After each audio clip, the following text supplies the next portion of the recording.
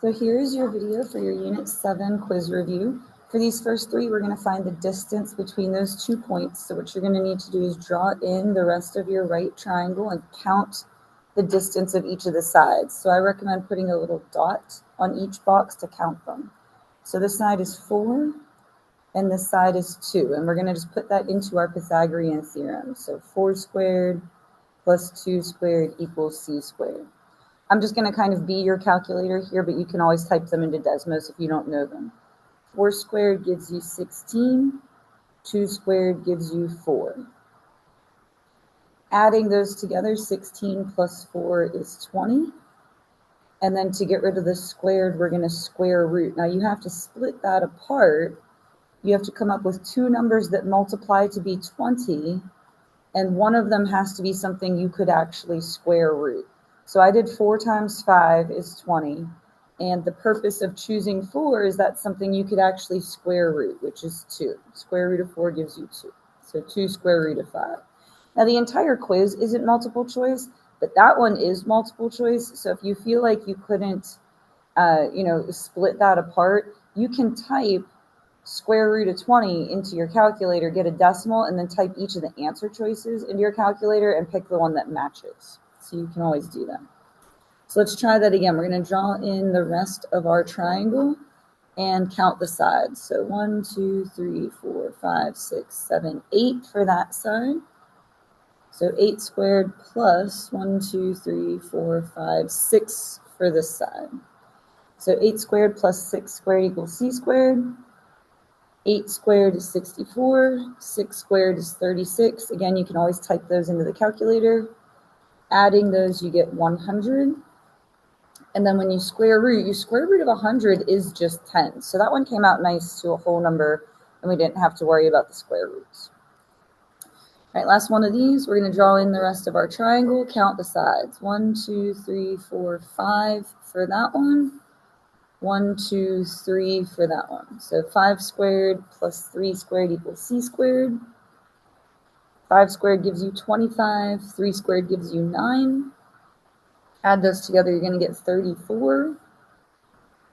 And then when you square root of 34 is not going to split apart. So you're just going to leave it square root of 34. And the way it is on your quiz is I have the square root symbol already there. You would just type in the 34.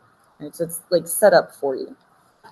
All right, for this one, we're going to need to draw a right triangle by ourselves because it's not drawn in there for us. Also, this one says to the nearest 10th on your quiz. This one is not to the nearest 10th. You're just going to leave it as a square root. So I'm going to just scribble that out. So ladder is leaning against the side of a 30-foot house. So this is your ladder leaning against it. This is the house, and then obviously this is the ground down here. So the house is 30 feet. 30 is going to go there. The base is 6 feet away along the ground. How tall is the ladder? So the ladder, you have to kind of use your imagination. This ladder is leaning against the house. House is 30 feet. Base of the ladder is 6 feet away. So we're going to put that into our Pythagorean theorem. Again, I'm just going to sort of be your calculator for this. 30 squared is going to give you 900. 6 squared gives you 36. Add those together is 936. And then you're going to square root. This one just gets left as a square root on your quiz. So you don't have to do anything else once you get there. And it's multiple choice. So you get there, you pick your answer, square root of whatever number you have. Right? It says a square has a perimeter of 20 feet. So for a square, every side is the same. All of these are congruent. So if it should add up to 20, I know they're all going to be 5. If I add up 5 plus 5 plus 5 plus 5, then I'm going to get 20. On your quiz, it just tells you what the side is. It says a square with sides of whatever, so you don't have to worry about that on your quiz. It's going to just tell you what it is. It says, what is the length of the diagonal? The diagonal is from corner to corner, so that's what we're trying to find. So that's x. So putting it into your Pythagorean theorem, 5 squared plus 5 squared equals, oh, I wrote c and I'm writing with pen. You could write c or you could write x squared, whatever. That's the thing you're looking for. So 25 plus 25 equals c squared. Add those, you're going to get 50. Square root. So once again, we are going to have to, or actually on the quiz, you do not need to split this one apart. You're just going to type in square root of 50 and get nearest tenth. So if you type square root of 50 into your calculator, you're going to get 7.1. So you don't even have to split up the square roots for that one. All right, and then last one of these, we have a television is labeled by its diagonal. So again, that's corner to corner. It is 42 inches. So that is how they measure TVs. If you ever hear, like, you have a 42-inch TV, that's from corner to corner. It's not one of the sides. They label TVs by their diagonals, right? And it is 22 inches high. How wide is the TV screen? Now for this one, this is one of the sides. It's not your hypotenuse. Your hypotenuse is right here. This is C, okay? And then these are A and B. It doesn't really matter what order those go in. But so far, all the ones we did, we were finding the hypotenuse.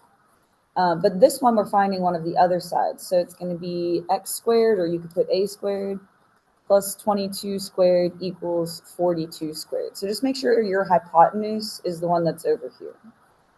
Again, I'll just sort of be your calculator. 22 squared is 484.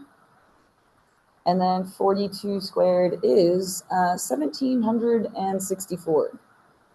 So for this one, since we're finding one of the other sides, we're going to have to subtract this over. And again, you would just type this minus this into your Desmos. It's going to come out to 1,280. And then you're going to square root, and we're going to just do nearest tenth. So if you type that in, you're going to get 35.8. So again, just be careful if you're looking for A or B, or if you're looking for the hypotenuse. So it's a squared plus b squared equals c squared. It's just all these other ones. We just so happen to be looking for the hypotenuse, so it was a little bit easier. All right, for these, we're going to say right, acute, or obtuse. Most important thing is figure out which one's C. C is the biggest one. So out of these three, C is 90, and that's going to go first. And then I'm going to leave a little blank and put 29 squared plus 80 squared. So you just have to start with the biggest one. Again, if you type these in the calculator, 90 squared is going to give you 8,100. If you type all this at once, which I would, 29 squared plus 80 squared is going to give you 7,241. So is this number bigger or smaller than this number? Well, it is bigger, and bigger means obtuse. So bigger is obtuse, smaller is acute. If they're equal, then it's a right triangle. So let's try it again. Find which one's the biggest, which is 25. That's going to come first. Leave a blank. You'll have 20 squared plus 15 squared. So putting that in the calculator, 25 squared would be 625. If you type 20 squared plus 15 squared, you're going to get 625. So since they're equal, it is a right triangle. And then one more time, you're going to find the biggest one, which is 89. You're going to put 89 squared, and then on the other side, 77 squared plus 59 squared. So then just throwing it into Desmos, 89 squared is going to be 7,921. If you type 77 squared plus 59 squared, you're going to get 9,410. So is this number bigger or smaller than this number? Well, it is smaller, which means acute. So again, bigger is obtuse, smaller is acute, equal is right.